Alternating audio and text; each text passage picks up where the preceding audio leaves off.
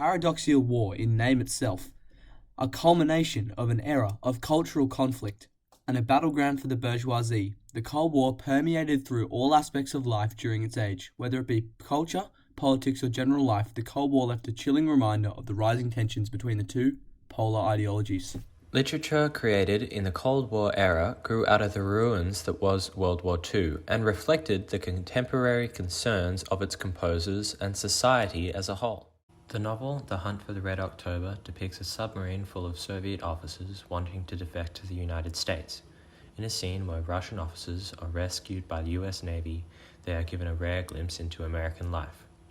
3 more buses awaited them on the ground, and instead of driving on the beltway around Washington, D.C., the buses drove directly through town. American officers on each bus apologized for the traffic jams, telling the passengers that nearly every American family has 1 car, many 2 or more, and that people only use public transportation to avoid the nuisance of driving. The nuisance of driving one's own car, the Soviet seamen thought in amazement.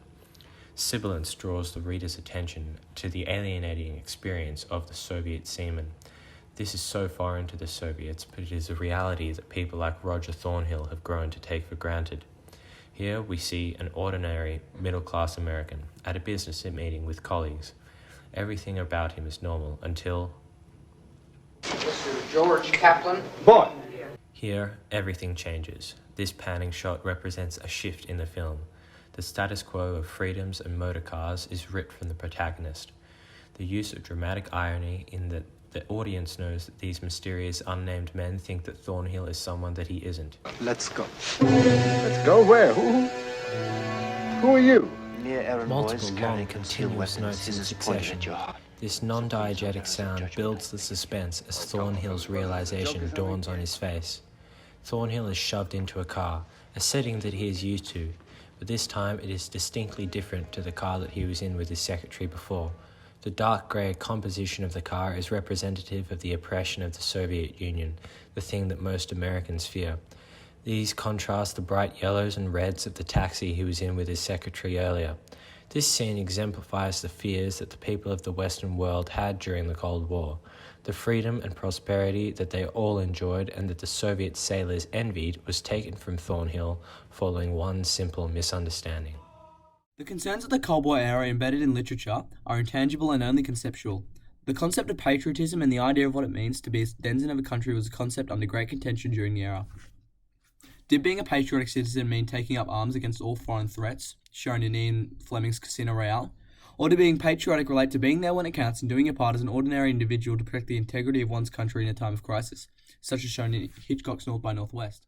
The image of American patriotism is reflected in the Mount Rushmore scene. The use of non-diegetic sound in the form of orchestral music with cymbal clashes in the fast-paced tempo raises suspense to create an image of Thornhill facing a universal threat. The use of dramatic irony in the quote, "My wife's divorced me because I live $2 life," highlights that Thornhill was an ordinary American who's now standing up for his country. The low-angle shot creates contrast between the small Thornhill and the face of the present, highlighting the weight of the American legacy that's pressed against him. Slowly, the shot sits higher and higher to show that he's risen to the challenge and successfully defending the American image against the Eastern threat. The symbol of America in Mount Rushmore highlights the patriotistic ideologies of Roger Thornhill and that he's willing to risk it all for his country. The American symbol also highlights the immediate danger the country faces from the East and the MacGuffin. These devices combine to create a vivid image of an average American standing up and risking it all for his country in a time of crisis. This scene is a direct call to individuals in America to stand up and protect the country from the Eastern threat in the Cold War. This contrasts directly with James Bond, who actively seeks out and destroys foreign threats to his country. The illusion of Smersh agents, a reference to the Soviet spy group KGB, highlights that James Bond, a lone patriot, is fighting against a foreign Eastern threat for his country. The conceptual ambiguity in the 007 agent number produces 2 meanings. Not only is James Bond killed in the line of duty, earning him the 00s, but also giving the indication that he's a lone patriot fighting for Britain against the East, indicated by the lower number 7. This is evidenced by the quote, "Today we are fighting communism."